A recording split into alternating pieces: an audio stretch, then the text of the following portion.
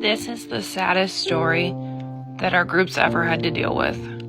Even though we rescue hundreds of cats every year, we get these really sad cases like this, and it just breaks your spirit.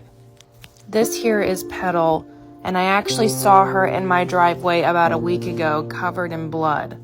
I live 3 houses down from a big cat colony, and their cats are mostly cream-colored, so I knew she had to be one of theirs.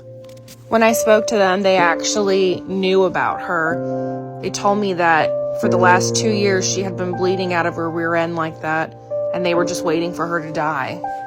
A few years ago, I had raised money and gotten all 30 of their colony cats fixed and given shots, so I was really surprised that they didn't tell me about her or ask for help. We set up multiple vet appointments this week, but weren't able to catch her until this weekend, when of course they were closed. So Saturday night, she was brought indoors for the first time in her life.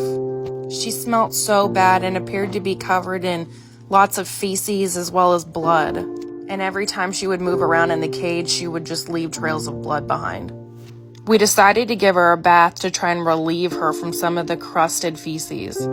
And that's when we found the absolute worst wound I'd ever seen.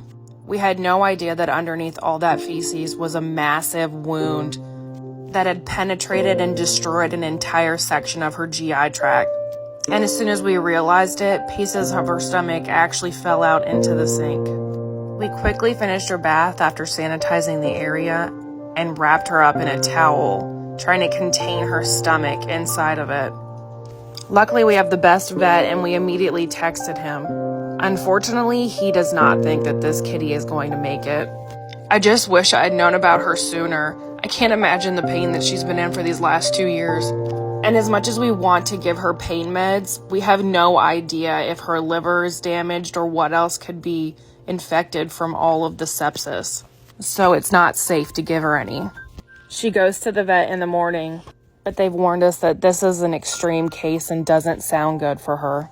She's a fighter, but how much damage has been done?